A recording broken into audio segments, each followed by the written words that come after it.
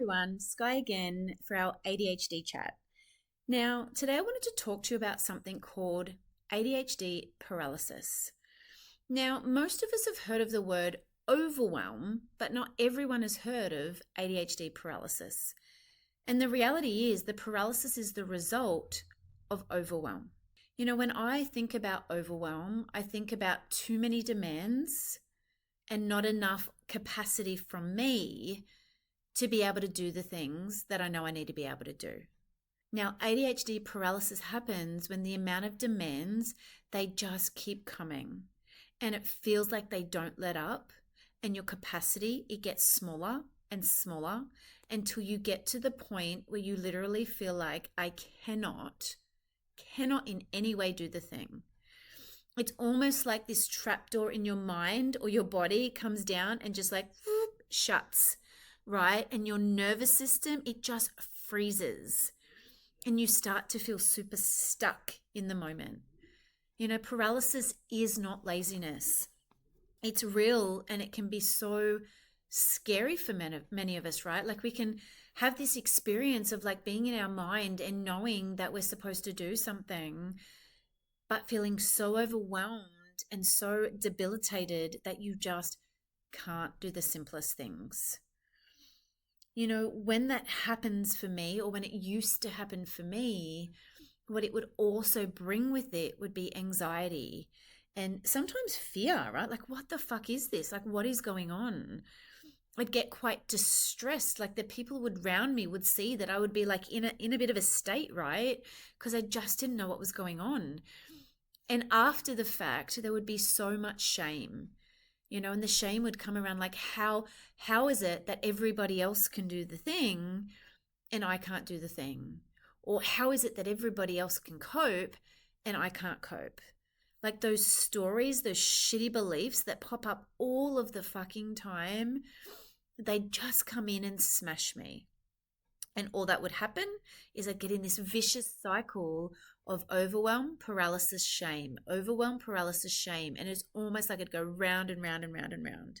Now, here's the thing about overwhelm is overwhelm happens, right, when we have too many things going on in our environment, too much information coming in, and we're not able to effectively filter out the demands, prioritize the demands, and figure out what we need to do next.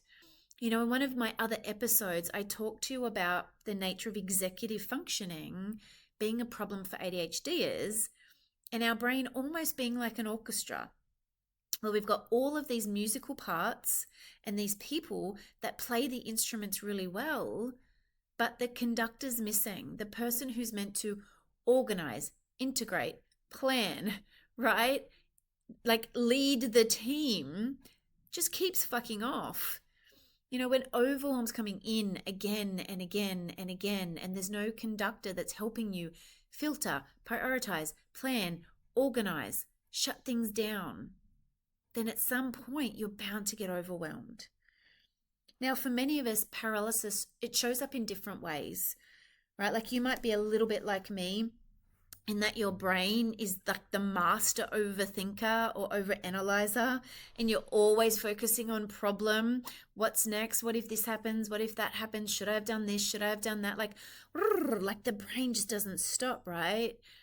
And sometimes the brain, the overthinking, it's not just the negatives, it's not just the worries, right?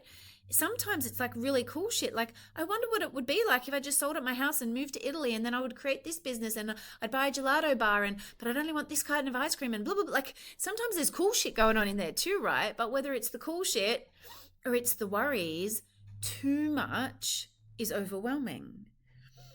For you, overwhelm or that kind of like leading towards paralysis, it might show up as just this inability to start a project, right? An inability to prioritize something.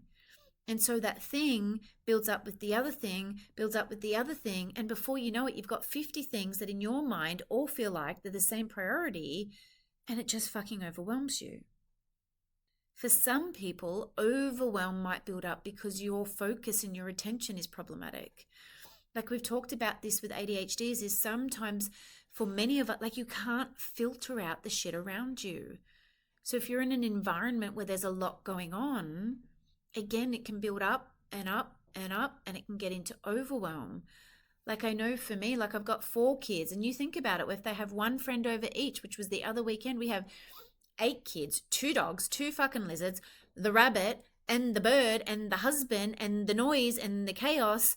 And I can feel myself, like it starts from my toes and it builds up and up and up, and I can feel the overwhelm coming, right? And the thing is, what I've learned now is to try and catch it so it doesn't get to paralysis. But if we're not aware of it and we don't understand our overwhelm and we don't understand the costs of the overwhelm, then it can lead to that paralysis. Now, for other people, it's like poor time management, right? You've left everything to the last minute. Now you've got a million things to do. It's so overwhelming. You don't get to finish it all. You're late for the fucking doctor's appointment you've been waiting for a month. You forgot to pick your kid up from school, and the list goes on and on and on, right? And again, you can feel it in your body, the enormity of tasks just build. Or maybe for you, the overwhelm comes up with decision making. Maybe there's too many demands on you in the moment in terms of having to make a decision. And, if you're a parent, or I don't know, if you're in like work, or if you're like studying or whatever it might be, like every single day there's going to be decisions. Like for me, I wake up in the morning, it's like, what time should I get up to have enough time? And then, should I wake Max up first, but he's going to be cranky? Or then should I wake Josh up first, but then they're going to fight? Like, whose breakfast do I give first, right? Who gets the last bit of the chocolate milk? Who's going to have the bigger argument, right? Like, should I let the dogs out before I wake the kids up? Or should I let the dogs wake the kids up? Or again, like the brain. Right? ADHD brains, we see so many choices in one thing, whereas many neurotypicals see one choice where we see 50, right? But again, that overwhelm, it builds and it builds, right? Or maybe you're someone who you jump between tasks. So when you wake up in the morning, you can see 50 half jobs, nothing finished, nothing complete, and that environment and that space for you is a trigger for overwhelm. Or maybe for you, you're the avoider, and you've avoided that conversation that was hard. You've avoided texting that person back. You've avoided that email. You've avoided paying that bill. You've avoided buying the new clothes because you don't feel good in your clothes. You've avoided whatever the fuck it is. And now one day it's almost like you wake up and you see all of those things you've been avoiding smacking you in the face. And again, we're in overwhelm.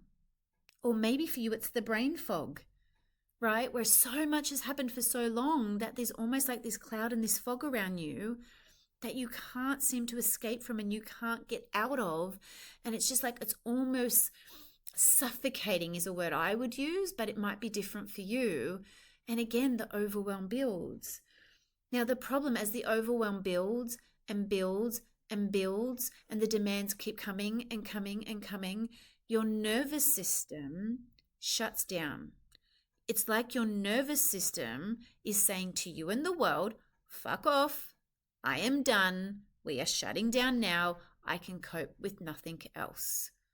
Like, who's heard themselves say the sentence, I'm done, I'm done. That sentence is probably a really good indicator that you are heading to ADHD paralysis. Now, there's 3 types of ADHD paralysis. And it's really helpful as an ADHDer to be super clear on, like, what's your type of paralysis? Because then you can come in as an observer and start to be more aware of when it's creeping up on you, right? Because ADHD paralysis, it's a bit like going to a theme park, right? The paralysis is the roller coaster that you don't want to fucking be on. Once you're on it, you're fucking stuck. Like, you have to do the ride, right? If you get off, you die. But going to the theme park, hanging around the theme park, lining up in the roller coaster line, getting on the roller coaster before it starts, all of that, there's room for choice. There's room for movement.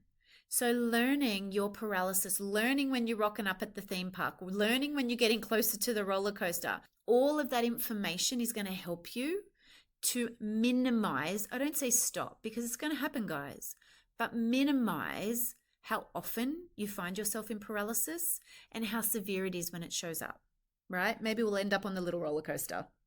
Now, the first type of ADHD paralysis is mental paralysis. And this tends to be the one that I experience the most, right? And this is the person that is overwhelmed with thoughts, emotions, information coming in and sensory overload, right? It's like your head, you're in your head. There's so much coming in and you can't filter it out. And again, it's not always negative. Like it might be the radio's playing and then the kids are talking and then you had the thoughts about the new idea for your business, but then you remembered the spilt milk that you left in the house before you got home. And then you've just drove past the vet and gone, fuck, I forgot the vet was at 10 o'clock this morning and I've missed it. And then you remember that you've misplaced your credit card. And then you remember that you needed milk on the way home. And now you can't get the milk for the eggs. That's the only fucking thing that the kids are going to eat. Now they're going to have a tantrum and before you know it, all of that information coming in, I don't know about you, I call it a brain crash, right? It's like my brain literally just goes, done. And again, the trapdoor comes down and it's almost like my kids will, like I zone out, like I'm checked out. I cannot speak to you. I cannot answer you. I cannot make a choice for you. I am done. Hear the sentence again, right? That is what mental paralysis is. Now, the other type of paralysis is choice paralysis. So maybe for you, it's like, the analysis paralysis. So maybe for you, it's like when you're faced with too many choices and you have to make too many decisions, you start to overthink, you overanalyze, you look for all of the information, you end up down the fucking rabbit hole. You've got 50 million conflicting Google tab searches that you have now found that have just fucked with your choices, and you struggle to pick a solution. And again, the tabs being open, the amount of choices that you have to make, the amount of information that you have to filter through, the amount of people that you've got around you going, have you made the choice yet? Have you made the choice yet? Whew, Lordy me, right? Overwhelm. Trapdoor, paralysis. And then the last one is ADHD task paralysis. Now, task paralysis is when we know there's something that we need to do, but two things happen. We can't prioritize which task we need to do first. So all of those motherfuckers build up and we've got 50. And then the second thing is we become really hesitant or scared or unmotivated to begin a task, right? Like I'll always remember it. Like every Saturday, my mum would say to me, okay, guys, like it's time to clean your room. And my sister would go into her room and she would start cleaning, and she was a lot more organized, way more organized than I have ever been, right? And I would literally stand at my door and overwhelm would just, like that feeling when it washes over you and you feel that sick feeling. And my brain would be like, I don't know where to start. I'd be like, do I start in the cupboard? But if I start in the cupboard, then, what about the mess on the floor? But if I pick the mess up off the floor and then I try to hang it in the cupboard, then the cupboard's not clean. But if I get caught up in the cupboard, then do I take some of the clothes out and then I start filtering them so I can throw them out to the salvos? But then if I start doing that, then I'm going to have to find a garbage bag. But if I go and find the garbage bag, where are the garbage bags again? And then I'm going to get in trouble from mum. So I better not go out. I better stay in my room. And then, oh, fuck, I also need to make my bed. But what kind of sheets do I need? And what color do I like? And right? Like again, the task in itself becomes overwhelming, right? And then we procrastinate, we zone out and we avoid, and the trapdoor comes down because the task just gets bigger around us. And again, it's because that executive functioning, right? One task for many ADHDers is 50 fucking tasks in one. And we got to figure that shit out before we even know where to start. Overwhelm, right? Oh, the minute we start to feel overwhelmed, trapdoor, task paralysis, right? Now start observing yourself over the week. Like when do you start to notice that kind of feeling wash over you of like, oh fuck, right? When do you start to notice that you're feeling overwhelmed? Like start writing it down. Like, where are you? What are you doing? Who are you with? What executive functioning is being pulled upon? Like, is it your attention, right? And your inability to do that? Is it your working memory? Is it your problem solving, right? Is it your self-awareness, right? Start getting an idea of where your struggle points are so you know how to support yourself in the overwhelm. Now, here's the thing people say to me is like, great, Sky, like, thanks for sharing that with me. And I totally get it and I hear you, but what do I do with it? Now, I can tell you what I do with it, and then you can take from that and see what works for you, right? But my strong advice is to start somewhere. Pick one strategy that you think might support you and give that a go for a week. Because sometimes what we do is we start to Google task paralysis, and then we find 10, 20, 30, hundreds of things that we should do. And then we get overwhelmed. And then we try to do 6 of the strategies. And then we get caught up in the overwhelm of the strategies. And you can see where I'm going with this, right? Whereas the best thing to do is pick one strategy and see if it works for you. Now, the one strategy that I find helpful for myself, for my little human, for my clients, is a brain dump. And whether your brain dump is at someone in a beautiful way, like I will say to Joel, hey, I need to brain dump. Can you just listen to me for 10 minutes? So you would just say it out loud to the human, right? And then they, like, just saying sometimes things out loud, it almost like it kind of processes in your brain, right? Or for me, what I find even better is writing a brain dump on pen and paper. So I get the paper out and I literally do this once a day. I'll be like, okay, Sky, and I talk to myself, what is in your mind and what needs to come out? And I will literally just brain dump everything that's there. And I encourage you to use pen to paper for 2 reasons. One is pen to paper is more cathartic, therapeutic, and research shows us that we actually learn better and we feel better when we're actually physically writing the thing. So just typing on the phone, it's not going to cut it and it's not going to work. And let's be honest, the phones will take us down another fucking rabbit hole that we don't want to be in, right? So back to the brain dump on the pen and paper. Then what I will do is I will read through the brain dump and I will literally say to myself, so what is actually there that requires action? And whatever does not require any action from me, I cross off. Then what I do is I get my post-it notes, and on my post-it notes, I will transfer the actionable things that I need to do to the post-it note. So it might be ring the doctor for Max, follow up that referral, fill out the hospital form for Josh, right? Finish that report for so-and-so, pay that bill, right? And I'd be really specific on the post-it note. And then what I do with those post-it notes is I'm like, oh, here's my have to do shit for home post-it note category, and I put all them together. Here's my post-it notes for work. Here's my post-it notes for Sky. And then I check in, hang on a minute, right now I'm at work. So I put the home ones aside, I put the Sky ones aside, and I'm like, in my work pile, what is one of them that I'm going to do right now? And I literally will pick one up and I will carry that motherfucker around until I complete it. And then once I'm done, I will literally scribble it up and either throw it in the bin or, I don't know, throw it at Sherry because she's awesome and it's a bit of fun, because bring joy and fun to this. Like, seriously, right? And it's done and it's gone and it's freeing, right? You almost get the dopamine hit from ripping that motherfucker up and throwing it away, right? And then you're only left with what's there and you pick another one up. Now, the other reason why it's a post-it note and I carry it around is because then I don't forget the thing that I'm doing, because it's literally with me when I'm going to do the tasks. The other thing that I learned to do with my post-it notes is prioritize them. So if there's more than 5, you're going to get overwhelmed. So literally just pick 5. It doesn't matter if they're not the most important. The goal right now is to get shit done. And out of that 5, put the most important one at the top, and then the second one, the third one, the fourth one, the fifth one. And then you take the first one and then the second one and so forth, right? So we're really trying to practice breaking it down. We're trying to practice keeping things simple. We're trying to practice putting things in a priority. And the other thing to remember too is that you don't have to get shit perfect.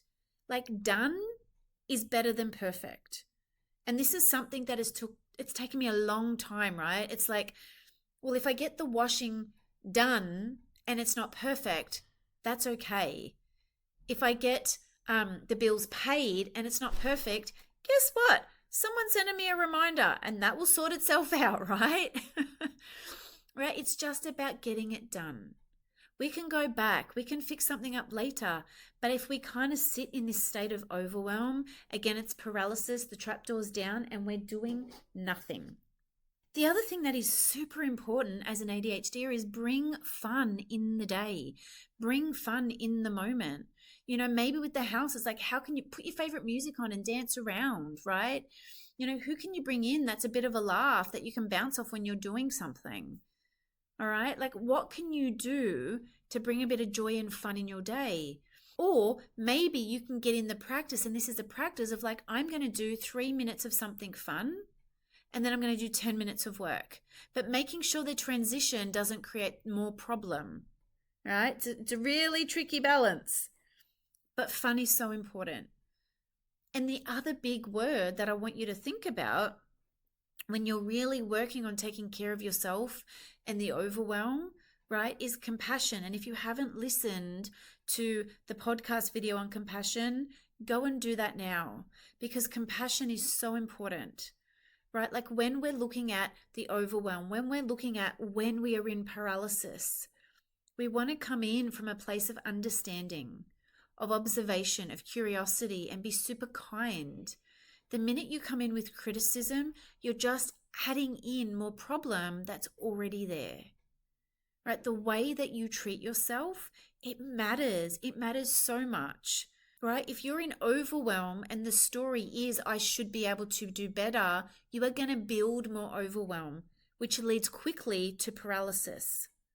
If you're in overwhelm and you shift the story to, it's okay, like this is so valid right now, take a breath and you can get through this, you're less likely to get into paralysis as quick.